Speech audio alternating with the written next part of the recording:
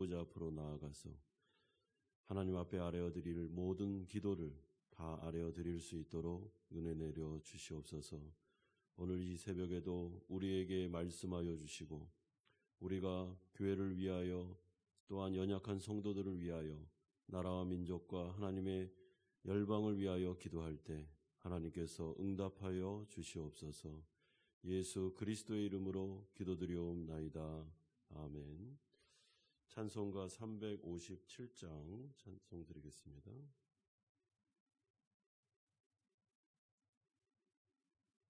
찬송가 357장입니다. 주 믿는 사람 일어나 다 힘을 합하여 이 세상 모든 마귀를 다쳐서 멸하세. 저 앞에 오는 적군을 다 싸워 이겨라. 주 예수 믿는 힘으로 온 세상 이기네. 믿음이 이기네. 믿음이 이기네. 주 예수를 믿음이 온 세상 이기네.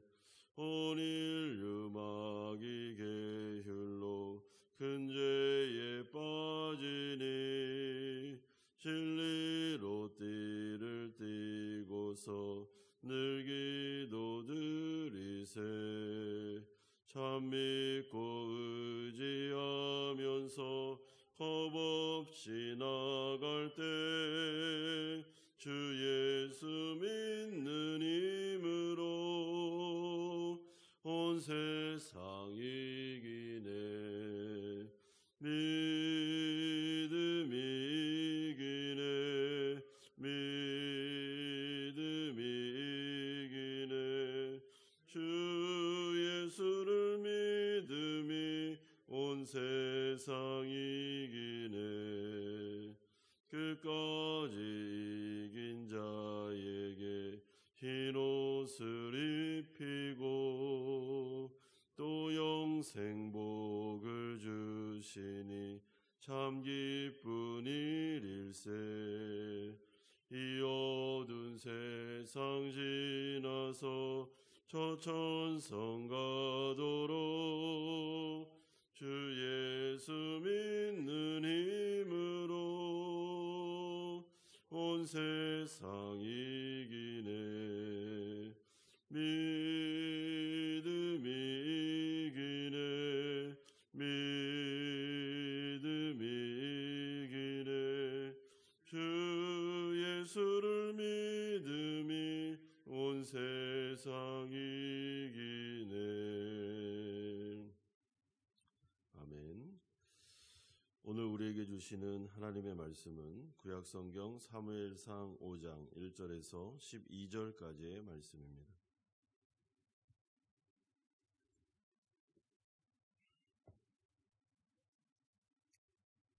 구약성경 사무엘상 5장 1절에서 12절까지의 말씀 한 절씩 교독하겠습니다. 블레셋 사람들이 하나님의 궤를 빼앗아 가지고 에베네셀에서부터 아스돗에 이르니라. 블레셋 사람들이 하나님의 궤를 가지고 다곤의 신전에 들어가서 다곤 곁에 두었더니 아스돗 사람들이 이튿날 일찍이 일어나 본즉 다곤이 여호와의 궤 앞에서 엎드러져 그 얼굴이 땅에 닿았는지라. 그들이 다곤을 일으켜 다시 그 자리에 세웠더니 그 이튿날 아침에 그들이 일찍이 일어나 본즉 다곤이 여호와의 궤 앞에서 또다시 엎드러져 얼굴이 땅에 닿았고 그 머리와 두 손목은 끊어져 문지방에 있고 다곤의 몽둥이만 남았더라. 그러므로 다곤의 제사장들이나 다곤의 신전에 들어가는 자는 오늘까지 아스돗에 있는 다곤의 문지방을 밟지 아니하더라. 여호와의 손이 아스돗 사람에게 엄중히 더하사 독한 종기의 재앙으로 아스돗과 그 지역을 쳐서 망하게 하니 아스돗 사람들이 이를 보고 이르되 이스라엘 신의 궤를 우리와 함께 잊지 못하게 할지라. 그의 손이 우리와 우리 신 다곤을 친다 하고 이에 사람을 보내어 블레셋 사람들의 모든 방백을 모으고 이르되 우리가 이스라엘 신의 궤를 어찌하려 하니 그들이 대답하되 이스라엘의 신의 궤를 가드로 옮겨가라 하므로 이스라엘 신의 궤를 옮겨갔더니 그것을 옮겨간 후에 여호와의 손이 심히 큰 환난을 그 성읍에 더하사 성읍 사람들의 작은 자와 큰 자를 다 쳐서 독한 종기가 나게 하신지라. 이에 그들이 하나님의 궤를 에그론으로 보내니라. 하나님의 궤가 에그론에 이른즉 에그론 사람이 부르짖어 이르되 그들이 이스라엘의 신의 궤를 우리에게로 가져다가 우리와 우리 백성을 죽이려 한다 하고 이에 사람을 보내어 블레셋 모든 방백을 모으고 이르되 이스라엘 신의 궤를 보내어 그 있던 곳으로 돌아가게 하고 우리와 우리 백성이 죽임당함을 면하게 하자 하니 이는 온 성읍이 사망의 환난을 당함이라. 거기서 하나님의 손이 엄중하심으로 죽지 아니한 사람들은 독한 종기로 치심을 당해 성읍의 부르짖음이 하늘에 사무쳤더라. 아멘. 사무엘상 1장에서 4장까지는 이스라엘 백성들의 근본적인 문제를 다루고 있습니다.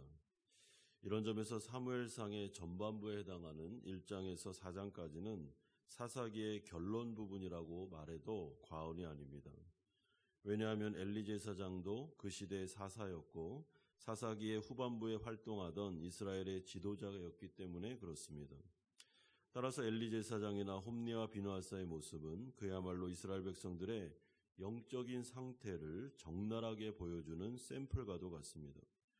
이들은 철저하게 하나님에 대해 무지했고 무관심했으며 오직 자신들의 배를 채우기에만 급급했던 제사장들입니다. 이들에게 있어 하나님은 늘 이용의 대상이었습니다. 이스라엘 장로들과 백성들의 신앙도 마찬가지였습니다. 언약궤를 전쟁터로 가지고 간 사건이 이들의 영성을 적나라하게 보여주고 있습니다. 이들은 하나님을 자기 마음대로 움직일 수 있다고 착각하고 있었고 늘 무게중심이 자신들에게 있었으며 자신들이 마치 하나님인 것처럼 왕인 것처럼 행사하고 있었습니다. 이것이 바로 영적으로 암흑시대가 보여주는 특징입니다. 이런 신앙을 가지고 있으면 늘 그 신앙은 널뛰기 신앙에 불과할 수밖에 없습니다.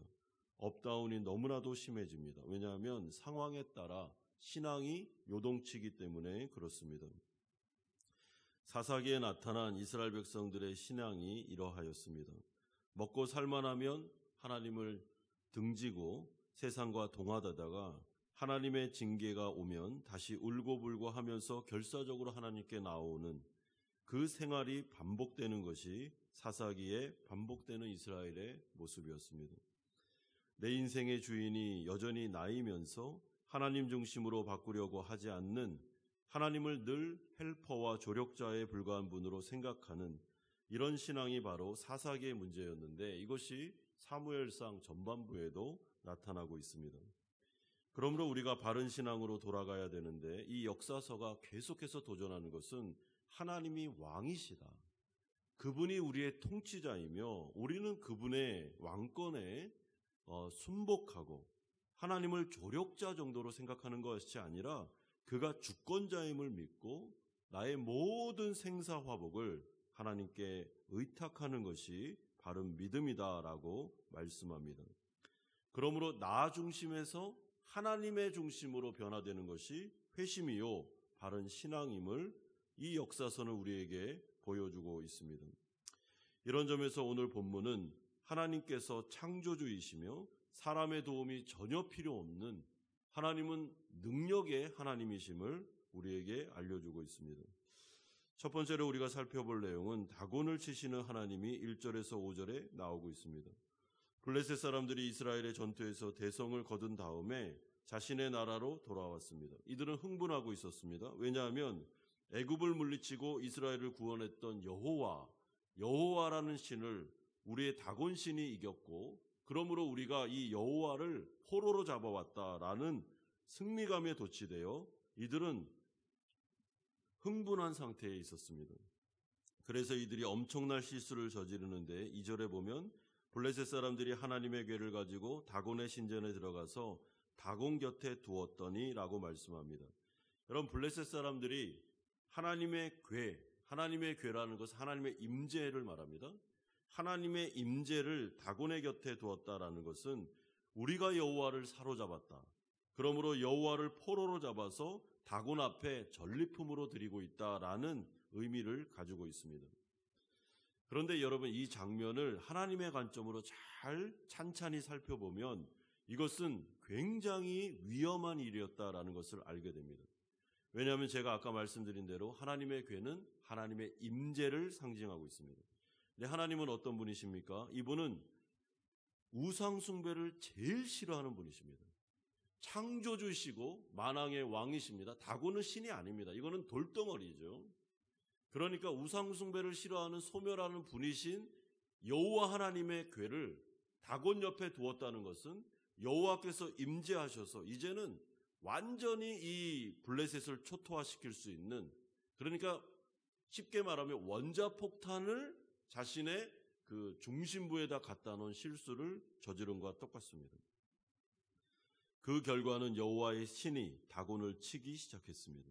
6절과 7절과 9절과 11절에 무려 4번씩이나 여호와의 손이라는 표현이 나타나고 있습니다.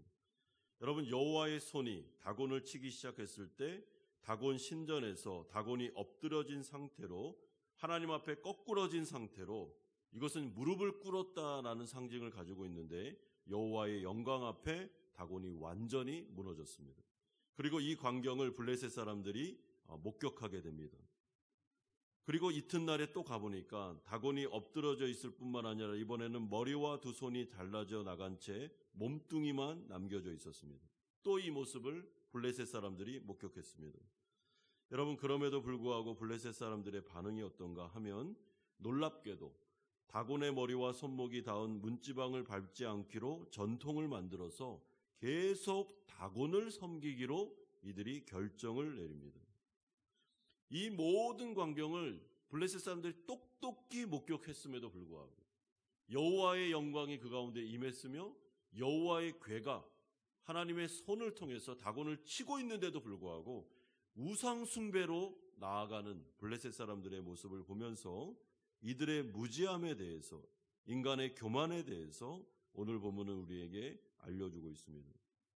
여러분, 하나님은 자신의 왕권을 지금 표현하고 계십니다. 하나님은 이스라엘 백성들의 도움 하나 없이 블레셋을 완전히 초토화시킬 수 있는 분이십니다. 하나님은 자신이 능력으로 다곤을 무찔릴 수 있는, 무너뜨릴 수 있는 분이십니다. 그렇다면 블레셋 사람들이 이 광경을 2번이나 목격했으면 당연히 다곤을 버리고 여호와께로 와야죠. 그런데 이들은 그렇게 하지 않고 있습니다. 왜냐하면 영적으로 눈이 감겨져 있기 때문에 그렇습니다. 여러분, 우상 숭배가 무서운 이유는 우상 숭배를 하면 우상과 똑같이 됩니다. 우상은 돌덩어리고 나무덩어리입니다. 우상은 아무것도 아니죠. 똑같이 우상 숭배하는 자들은 돌덩어리와 나무덩어리처럼 무지하게 되고 영적으로 눈이 감겨지게 됩니다. 여호와를 제대로 섬기지 않고 중심에 내가 왕인 것처럼 나를 섬기는 자들은, 그들은 영적으로 눈이 감겨진 자들과 같기 때문에 하나님을 의지하기보다는 계속해서 세상으로 나아갈 수밖에 없습니다.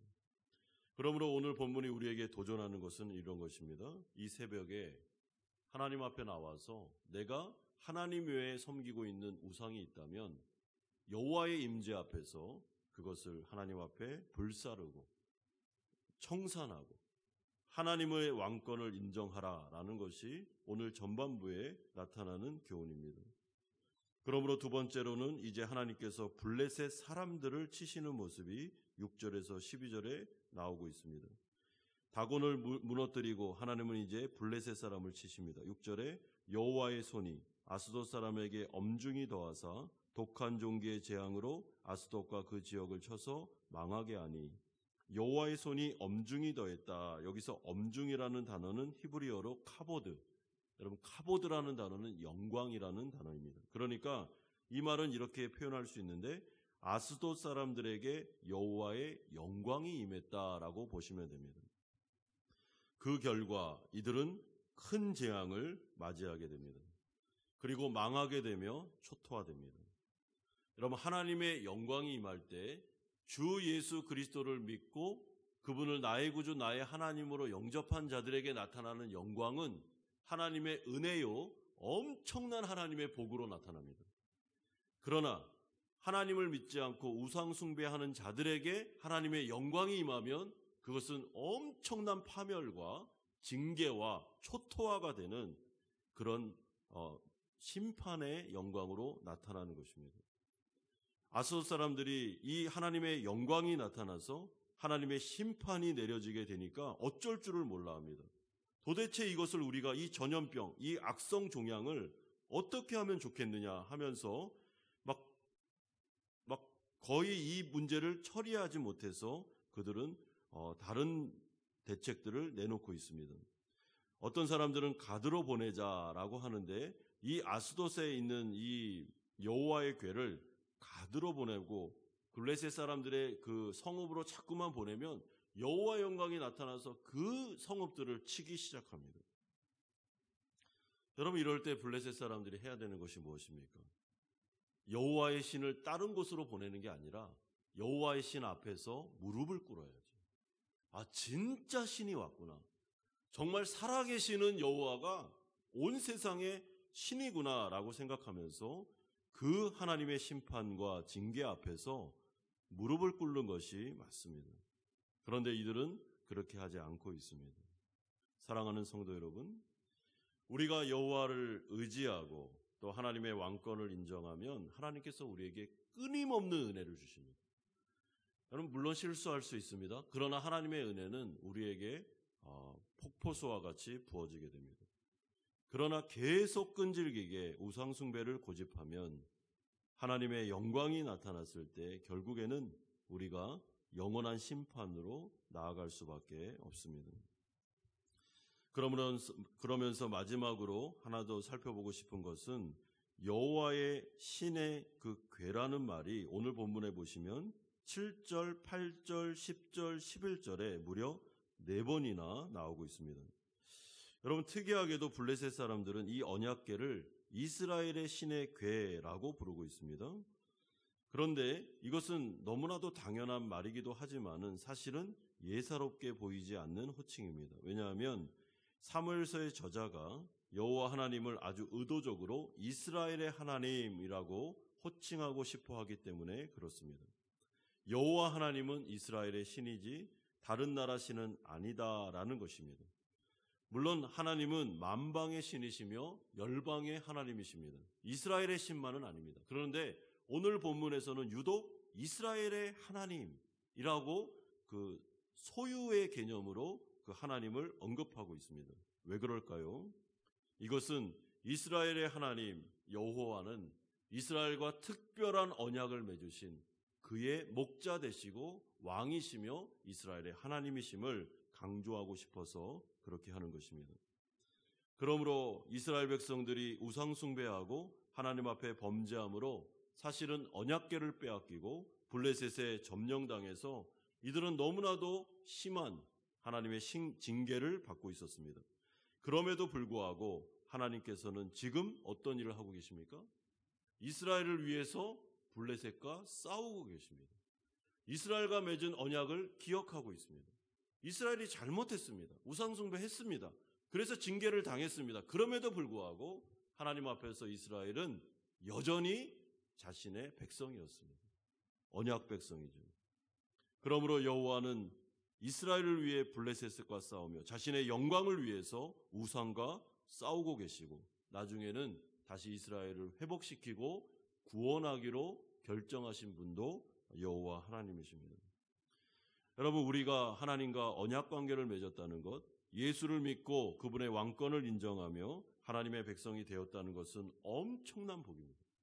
왜냐하면 우리가 실수하여 죄를 범할지라도 징계하실 수는 있지만 이제 우리는 포기하지 않으시며 우리를 끝까지 책임지고 인도하시는 분이 여호와 하나님이시기 때문에 그렇습니다. 그러므로 그리스도 안에 있느냐, 그리스도 밖에 있느냐의 문제는 결정적인 문제라는 것을 기억하셔야 됩니다. 혹시나 요즘에 하나님으로부터 여러 가지 나의 실수와 어려움을 통해서 혹시나 하나님의 징계를 받고 있지는 않습니까? 내 삶 속에 고난과 환난이 겹쳐오고 있지는 않습니까? 그럼에도 불구하고 하나님의 언약은 여전히 유효합니다. 그러므로 어렵고 힘들 때, 내가 잘했든 못했든 나에게 고난이 올 때는 무조건 언약을 기억하고 하나님께 나아가야 됩니다. 무조건 매달려야 됩니다. 무조건 기도해야 됩니다. 그러면 하나님의 영광이, 하나님의 은혜가 반드시 나타나며 하나님은 누구의 도움 없이도 블레셋 싸워 이겼던 것처럼 우리의 인생 가운데도 우리의 문제를 해결하실 수 있는 창조주시다라는 것을 알려주고 있습니다. 사랑하는 성도 여러분, 오늘 이 새벽에 하나님의 왕권을 인정합시다. 우리는 왕이 아닙니다. 우린 주인이 아닙니다. 내 인생의 주인은 하나님이십니다. 그분의 주권을 인정하십시오. 그리고 그 여호와의 영광 앞에서 무릎을 꿇읍시다. 그리고 생사화복, 나의 모든 것을 그분에게 의탁드리십시오. 그리고 지금 일어나는 이 모든 일들 속에서 여호와 하나님의 언약을 기억하며 그분에게 도움을 요청하십시오. 하나님께서 들으실 것이고 하나님께서 일하실 것이며 하나님의 은혜가 우리에게 있을 것입니다. 이런 은혜가 오늘 이 새벽에 우리 성도님들에게 충만히 임하기를 주 예수 그리스도의 이름으로 축원드립니다. 우리 같이